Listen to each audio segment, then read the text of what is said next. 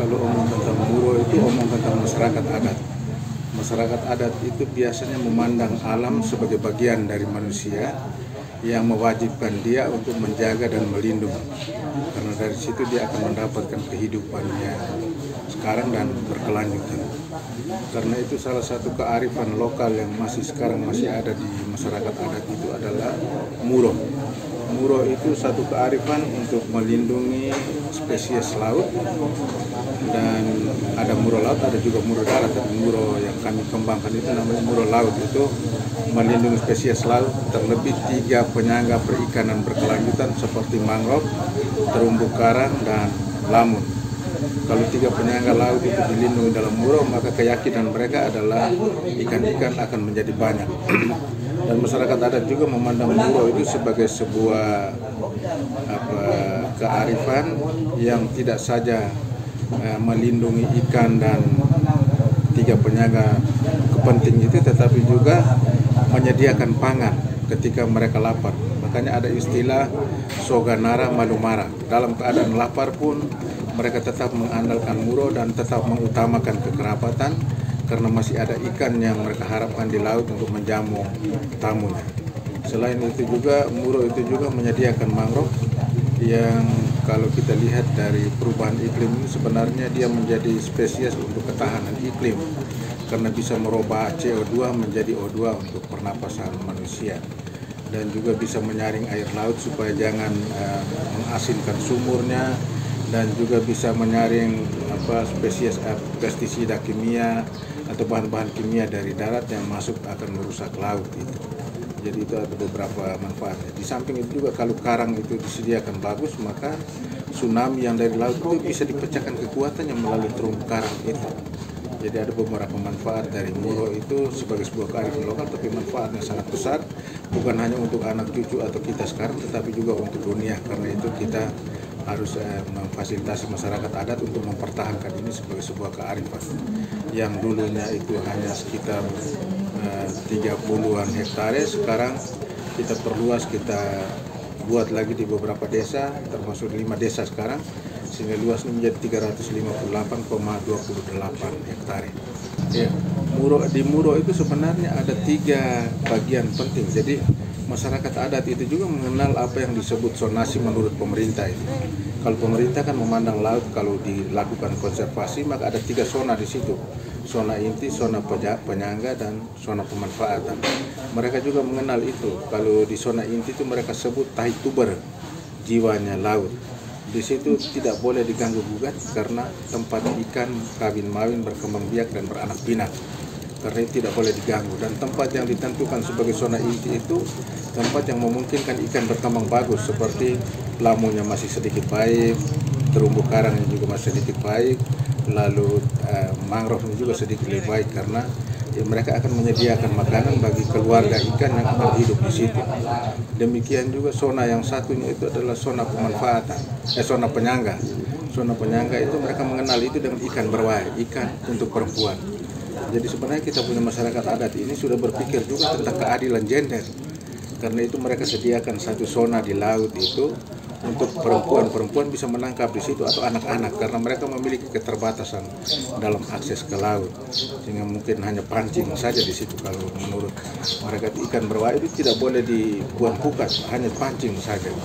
Lalu ada satu zona yang disediakan untuk umum, itu boleh diambil kapan saja sesuai dengan kesepakatan, itu namanya zona pemanfaatan itu, atau menurut mereka ikan ribu ratu. Jadi bagaimana memelihara supaya kearifan lokal yang berkaitan dengan zona dan perlindungan terhadap laut itu tetap dipertahankan. Selama ini kan Barakat yang membackup itu, memfasilitasi itu dengan sejumlah sumber daya yang kami dapatkan dari donor, para funding itu. Jadi kalau kami mau tinggalkan mereka, minimal kami harus memperkuat mereka dari aspek finansial dulu. Dan untuk memperkuat mereka dari aspek finansial ini, kita berpikir tentang bagaimana supaya kelompok pengawas laut yang disebut Kapitan Sarilewa itu tetap bekerja. Bagaimana supaya organisasi pengelola Muro ini tetap bekerja, mempertahankan kearifan yang ada dan mempertahankan zona yang ada. Itu beberapa hal yang pasti akan membutuhkan dana. Dan untuk urusan dana itu kita harus membangun sebuah lembaga keuangan yang kita sebut koperasi.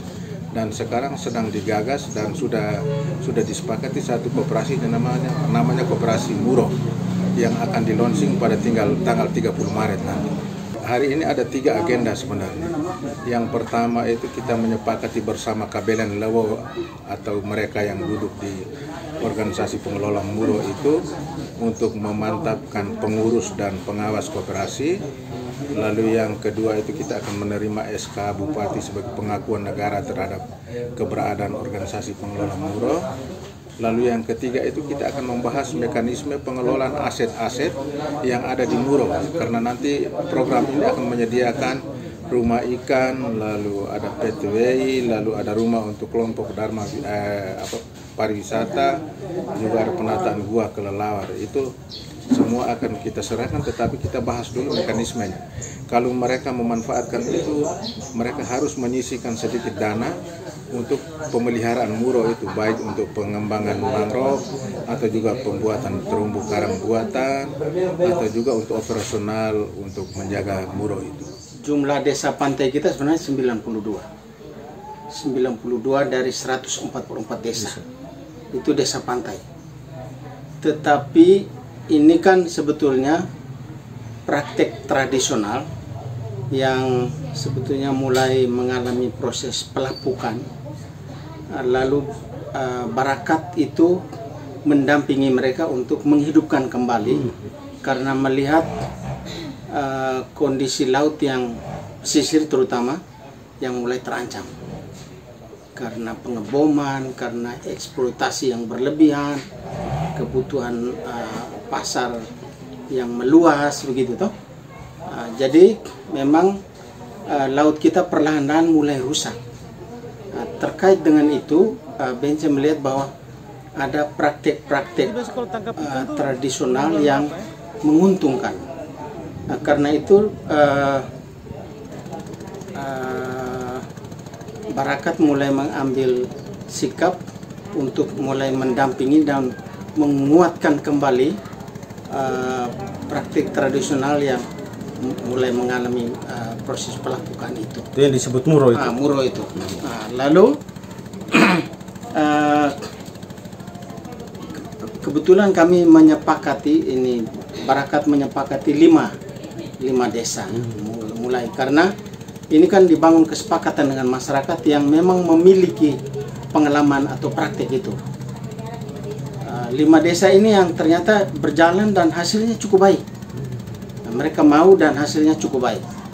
Dari luasan yang mula-mula terbatas, kemudian dia makin melebar tuh. Ini pada fase yang kedua pendampingan itu ada pelebaran. Tetapi pelebaran internal 5 desa.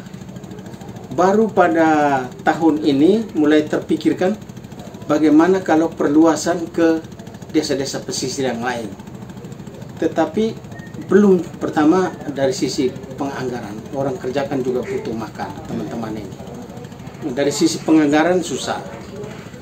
Kebetulan momentum yang sejalan ini yaitu Saredame ya, proses Saredame atau eksplorasi budaya disebut eksplorasi budaya. Memang ini momen yang pas gitu. Dan ketika semua desa berkumpul, Muro diberi kepercayaan dalam 2 hari atau 3 hari itu. Dari 5 hari itu Muro diberi kesempatan, termasuk di pelabuhan itu kan diberi stand khusus ya, stand khusus. Itu yang menyebabkan semakin banyak orang yang mengenal itu, dan ternyata banyak yang merasa tertarik.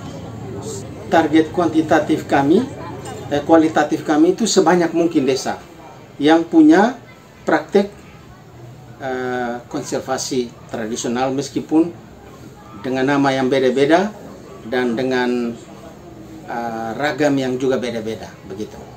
Kami di Kolom Tobo pada saat itu dari 2015 itu kami melakukan meminta pihak peneliti daripada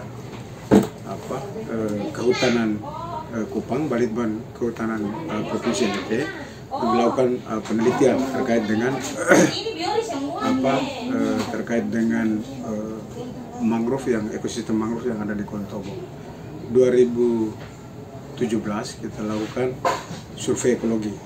Nah, hasil survei ini ternyata bahwa kawasan pesisir terutama mangrove dengan bentangan alam bawah lautnya itu memang hancur, sehingga nah ketika kita mengusulkan dengan bantuan berakat, kita kemudian melakukan advokasi dan mengusulkan, lalu terbit peraturan gubernur 192 tahun 2019 tentang zona pencadangan konservasi laut daerah. Nah, kemudian dengan terbitnya SK ini, SK gubernur, sementara kawasan pencadangan ini memang tidak bisa dijaga dengan baik. Lalu kemudian suasana pesisir, kemudian bentangan bawah lautnya juga memang suasananya sudah pada over depresi dengan ekosistem bawah lautnya. Maka berkaitan dengan komitmen ini, kami kemudian bersepakat dengan masyarakat adat bahwa yang pertama bahwa dari sisi pengawasan laut ini, bahwa kita kemarin sudah eksodus, kita sudah keluar daripada alam, kemudian ketergantungan kita dengan alam juga, artinya tidak ada soal ketergantungan kita dengan alam. Maka bagaimana bahasa kita punya, bahwa bagaimana kita melakukan sare mela atau sare damai dengan alam untuk menjaga keberlangsungan kehidupan ini. Sehingga kepercayaan masyarakat adat itu bahwa dari koda itu adalah koda juga menjadikan manusia, koda juga menciptakan alam semesta. Nah, oleh karena kita sudah keluar, tidak menjaga ekosistem dan lain sebagainya, maka timbul bencana dan lain sebagainya. Untuk melakukan pengawasan dan penjagaan terhadap keberlangsungan ekosistem baik darat maupun laut, maka kita butuh komitmen. Nah, komitmen ini harus ada yang punya integritas baik, kemauan baik, dan berkomitmen bahwa kita melakukan seremonial. Terakhir, bahwa dengan regulasi yang begitu banyak juga tidak berhasil untuk mengawas kawasan pesisir, maka kita melakukan seremonial. Nah, seremonial adat ini dari Tuan Tanah, Lewapukan Tanah Alam ini mengisyaratkan kepada Duli Pali. Duli Pali ini dia berkuasa atas tanah dan air, dan menyampaikan juga kepada nama watan Aikene, Matarau ini, untuk bisa melakukan seremonial. Dan kesepakatan kabilan Lewapukan Tanah Alam, Tuan Tanah ini, bahwa kita harus melakukan ritual untuk menjaga laut kita ini dengan konsistensi kita masyarakat adat, bahwa berkaitan dengan hidup dan mati. Siapa yang melanggar, ya risikonya adalah kematian. Nah, siapa yang ingin hidupnya berlanjut dengan menjaga alam, maka dia keberlanjutan hidupnya akan berjalan terus. Sehingga konsistennya Tuan Tanah itu, mereka menyediakan seekor kambing, dan juga kita difasilitasi untuk menghadirkan seekor domba sebagai persembahan untuk Hari Lewa, penguasa laut, untuk bahwa menyampaikan kepada dia bahwa kita kembali melakukan rekonsiliasi dengan dia untuk menjaga keberlangsungan hidup di laut. Maka Hari Lewa itu dia persembahannya domba, sehingga harus dicari domba yang benar-benar sehat. Nah, domba yang benar-benar sehat. Lalu kemudian Lewapukan Tanah Alam, Tuan Tanah menyediakan kambing. Nah, seremonial ini siapa yang melanggar, tidak cepat dilakukan rekonsiliasi dengan dengan ritual adat, maka dia akan menemui kematian. Kalau terjadi rekonsiliasi, maka barang material seremonial yang harus disediakan itu adalah persembahannya kambing dan domba. Nah, sehingga soal seremonial ini, ketika seremonial dari material seremonialnya dibawa dari rumah Tuan Tanah, kemudian sampai ke Lewa Kepur, ini istilahnya tali pusatnya kampung, lalu disembelih di situ. Nah, itu menandakan bahwa konsistensi masyarakat adat untuk menjaga alamnya itu ada di situ, bahwa siapa yang melanggar itu pasti akan menemui kematian. Siapa yang sudah melanggar lalu kemudian mendapatkan musibah, dia melakukan rekonsiliasi. Nah, sehingga yang diperhatikan dalam seremonial itu, ketika karena berkaitan dengan hidup dan mati, maka kita melihat daripada persembahan yang ketika disembeli hewan yang korban yang mati ini.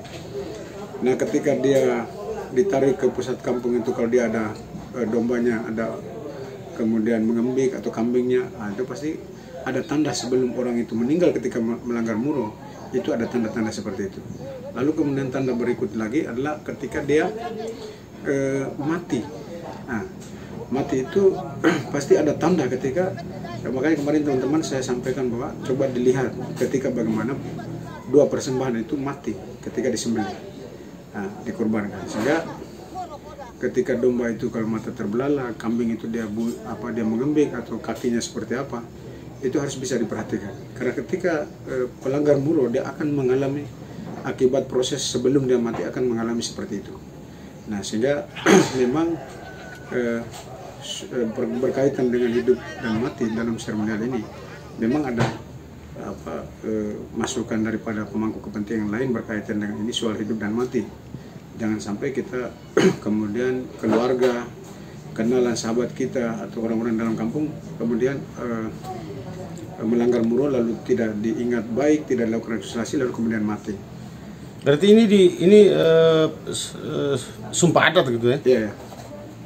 Yang konsekuensinya itu hidup dan mati. Hidup dan mati. Di Lembata, Tanah Lembata ini banyak kearifan lokal yang terkait dengan hidup selaras alam, hidup dengan memperhatikan keseimbangan antara kehidupan manusia dengan alam sekitarnya. Salah satu hal yang dialami oleh masyarakat Lembata pada umumnya adalah terjadinya kerusakan alam darat dan alam laut. Dan hari-hari belakangan ini, kerusakan alam laut tidak bisa terhindarkan lagi sebagai akibat daripada pemboman ikan yang berlebihan, penggunaan bahan-bahan kimia untuk menangkap ikan dan sebagainya. Karena itu ada satu yayasan di Lembata namanya Yayasan Barakat yang dipimpin oleh Pak Benje Purwolo. Mereka sejak awal melakukan edukasi, melakukan pendampingan kepada masyarakat di desa-desa pesisir terkait dengan bagaimana menjaga kelestarian alam laut. Dan kerja-kerja mereka ini sampai dengan hari ini mendampingi 5 desa yang disebut dengan Desa Muro. Dan pada 5 desa ini pada mulanya terjadi kerusakan laut yang begitu hebat, terumbu karang yang rusak, lamun yang rusak, bakau yang rusak, ekosistem lautnya menjadi rusak. Tetapi dengan adanya pendampingan yang kontinu oleh Yayasan Barakat, 5 desa Muro ini yaitu di Kesare, Kapo Barat, Lama Tokan, Lama Wolo, dan juga Ohe Kolontobo, hari-hari belakangan ini sudah mulai menunjukkan rehabilitasi keadaan laut yang baik.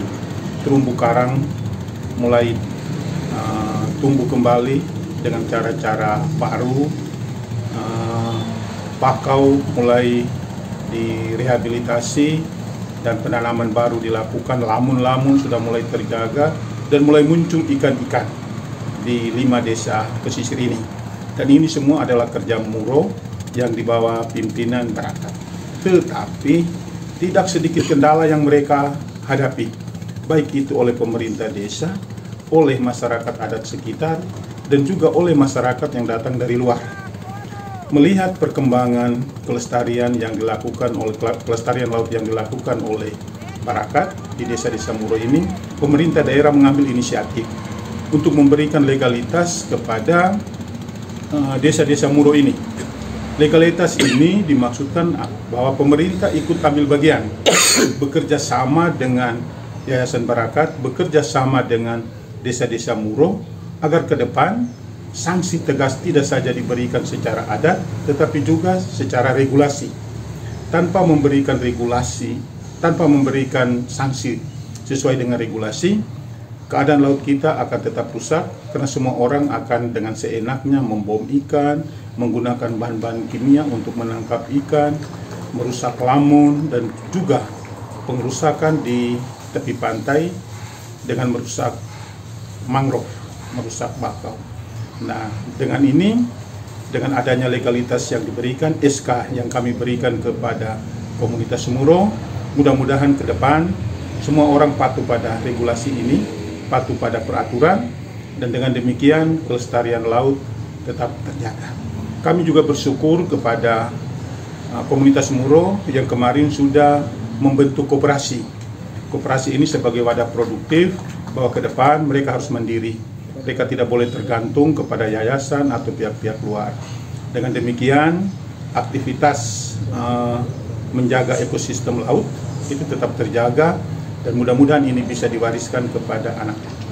Kami berharap Muro ini menjadi salah satu kearifan lokal di Lembata dan sebentar lagi bisa menjadi laboratorium bagi desa-desa pesisir lain, tidak saja di Indonesia tapi juga seluruh dunia, bahwa kerja-kerja kecil dengan penuh kesadaran, kerja-kerja kecil dengan cinta yang besar akan bisa menjaga kelestarian laut, menjaga ekosistem darat dan laut, sehingga ikan-ikan kita dapat kita wariskan kepada anak cucu kita pada waktu-waktu yang akan datang. Itu saja peran pemerintah. Mudah-mudahan pengawasan terus dilakukan dan desa-desa Muro bisa tumbuh berkembang dan diharapkan memberi kesejahteraan kepada masyarakat sekitar. Sekian dan terima kasih.